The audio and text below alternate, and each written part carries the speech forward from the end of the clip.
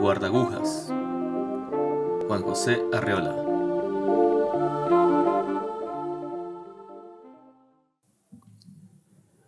El forastero llegó sin aliento a la estación desierta. Su gran valija, que nadie quiso cargar, le había fatigado en extremo. Se enjugó el rostro con un pañuelo y con la mano en víscera miró los rieles que se perdían en el horizonte. Desalentado y pensativo, consultó su reloj, la hora justa en que el tren debía partir. Alguien, salido de quién sabe dónde, le dio una palmada muy suave. Al volverse, el forastero se halló ante un viejecillo de vago aspecto ferrocarrilero. Llevaba en la mano una linterna roja, pero tan pequeña que parecía de juguete. Miró sonriendo al viajero, que le preguntó con ansiedad: «Usted perdone, ¿ha salido ya el tren? ¿Lleva usted poco tiempo en este país? Necesito salir inmediatamente.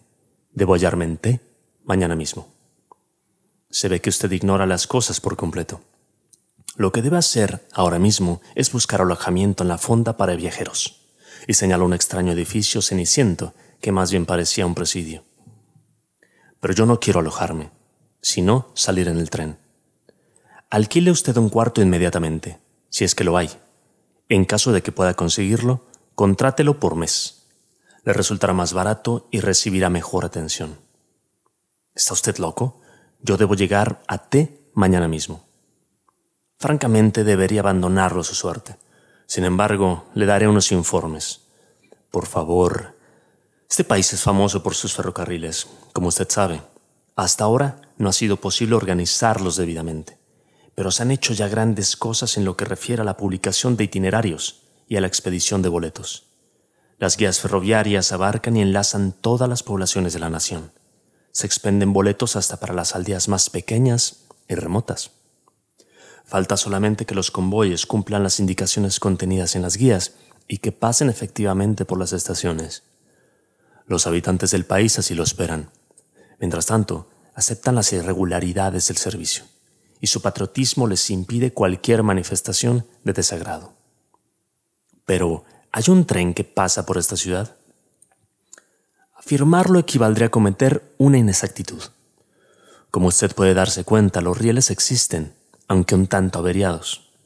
En algunas poblaciones están sencillamente indicados en el suelo, mediante 2 rayas de gis. Dadas las condiciones actuales, ningún tren tiene la obligación de pasar por aquí, pero nada impide que eso pueda suceder. Yo he visto pasar muchos trenes en mi vida y conocí a algunos viajeros que pudieron abordarlos. Si usted espera convenientemente, tal vez yo mismo tenga el honor de ayudarle a subir a un hermoso y confortable vagón. ¿Me llevará ese tren a T? ¿Y por qué se empeña usted en que ha de ser precisamente a T? Debería darse por satisfecho si pudiera abordarlo. Una vez en el tren, su vida tomará efectivamente algún rumbo. ¿Qué importa si ese rumbo no es el de T? Es que yo tengo un boleto en regla para ir a T. Lógicamente debo ser conducido a ese lugar, ¿no es así? Cualquiera diría que usted tiene razón. En la fonda para viajeros podrá usted hablar con personas que han tomado sus precauciones, adquiriendo grandes cantidades de boletos. Por regla general, las gentes previsoras compran pasajes para todos los puntos del país. Hay quien ha gastado en boletos una verdadera fortuna.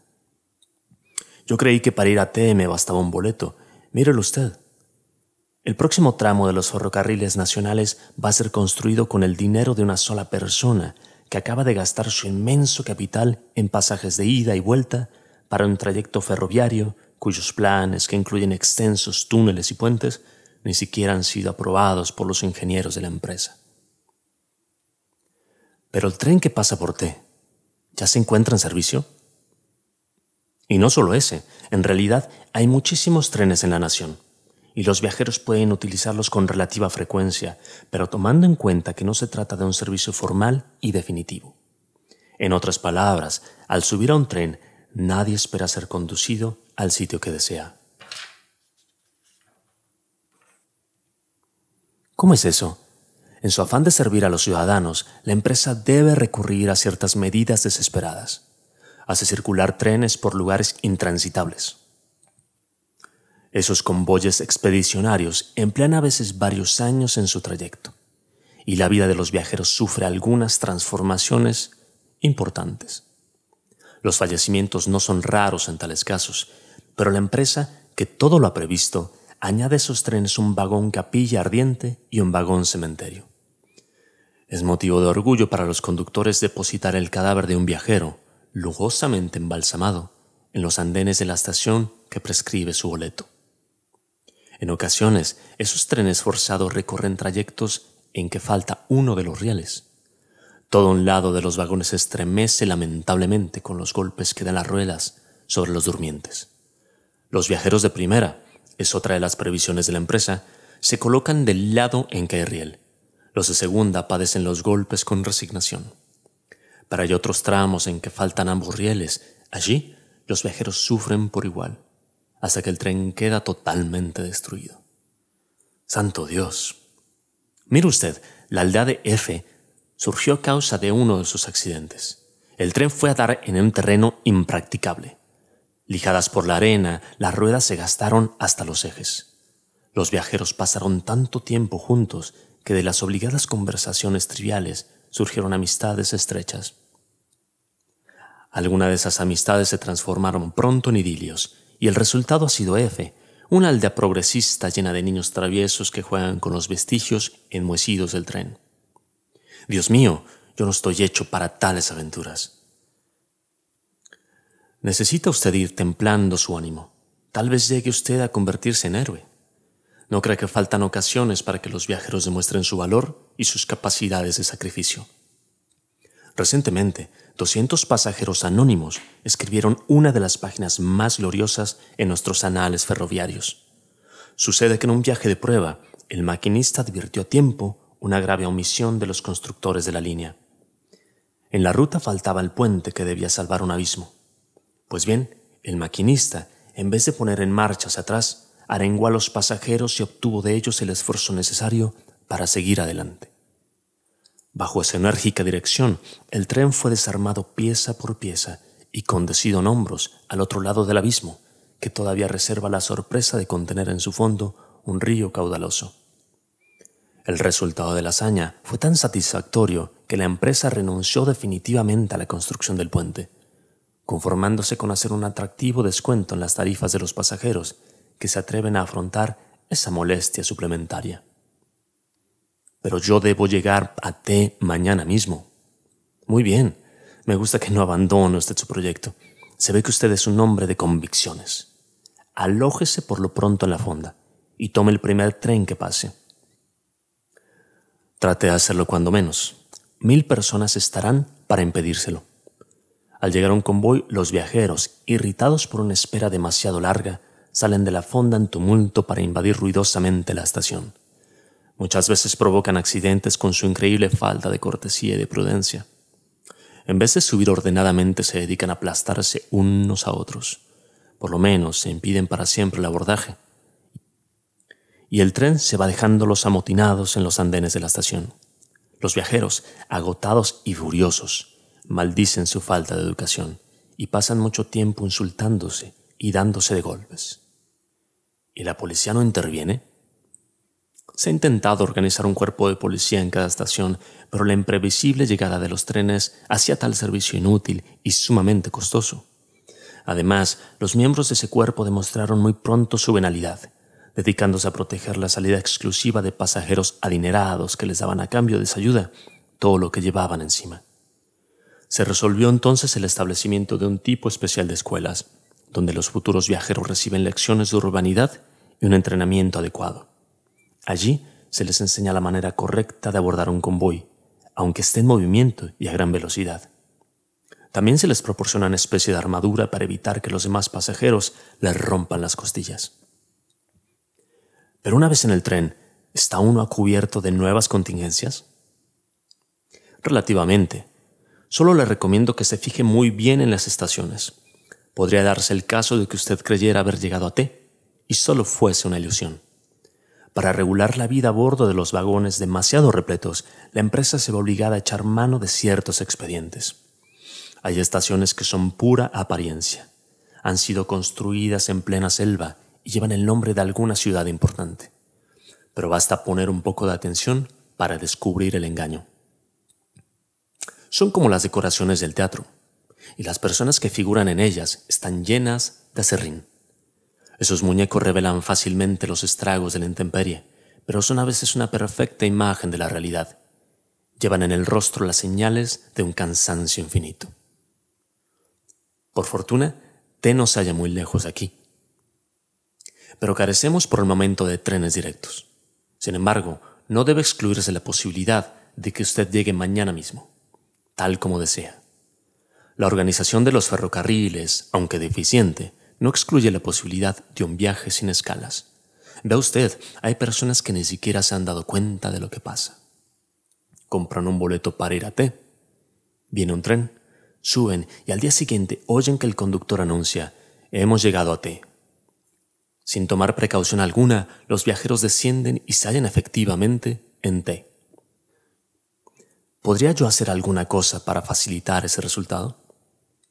Claro que puede usted. Lo que no se sabe es si le servirá de algo. Inténtelo de todas maneras. Suba usted al tren con la idea fija de que va a llegar a T. No trata a ninguno de los pasajeros. Podrían desilusionarlo con sus historias de viaje y hasta denunciarlo a las autoridades. ¿Qué está usted diciendo? En virtud del estado actual de las cosas, los trenes viajan llenos de espías. Estos espías, voluntarios en su mayor parte, dedican su vida a fomentar el espíritu constructivo de la empresa. A veces uno no sabe lo que dice y habla solo por hablar. Pero ellos se dan cuenta enseguida de todos los sentidos que puede tener una frase, por sencilla que sea.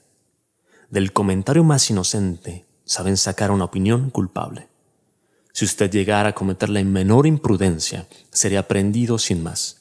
Pasaría el resto de su vida en un vagón cárcel o lo obligarían a descender en una falsa estación, perdida en la selva.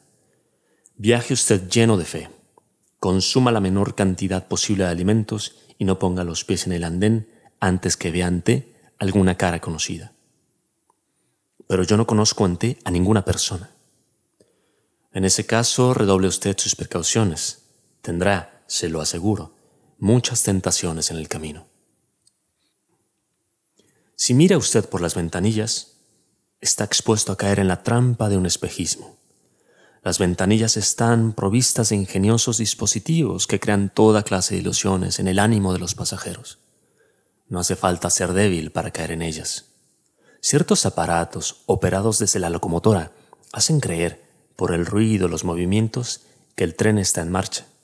Sin embargo, el tren permanece detenido semanas enteras, mientras los viajeros ven pasar cautivadores paisajes a través de los cristales.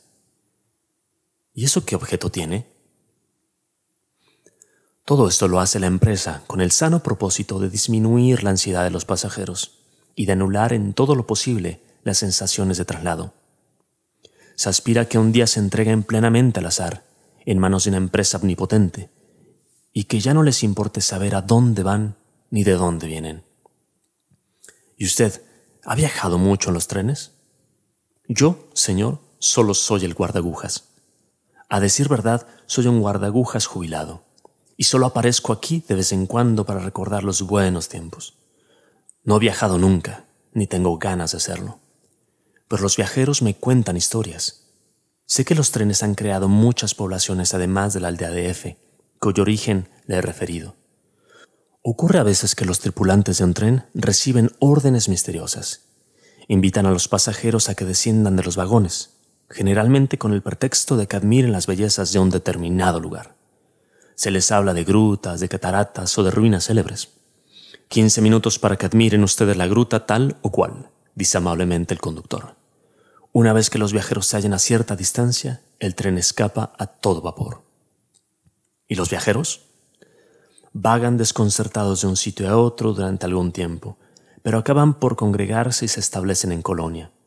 Estas paradas intempestivas se hacen en lugares adecuados, muy lejos de toda civilización y con riquezas naturales suficientes. Allí se abandonan lotes selectos de gente joven y sobre todo con mujeres abundantes. ¿No le gustaría a usted pasar sus últimos días en un pintoresco lugar desconocido en compañía de una muchachita? El viejecillo sonriente hizo un guiño y se quedó mirando al viajero, lleno de bondad y de picardía. En ese momento se oyó un silbido lejano. El guardagujas dio un brinco y se puso a hacer señales ridículas y desordenadas con su linterna. —¿Es el tren? —preguntó el forastero. El anciano echó a correr por la vía desaforadamente. Cuando estuvo a cierta distancia se volvió para gritar: —Tiene usted suerte. Mañana llegará a su famosa estación. —¿Cómo dice usted que se llama? —X —contestó el viajero. En ese momento el viejecillo se disolvió en la clara mañana, pero el punto rojo de la linterna siguió corriendo y saltando entre los rieles, imprudentemente, al encuentro del tren. Al fondo del paisaje, la locomotora se acercaba como un ruidoso advenimiento.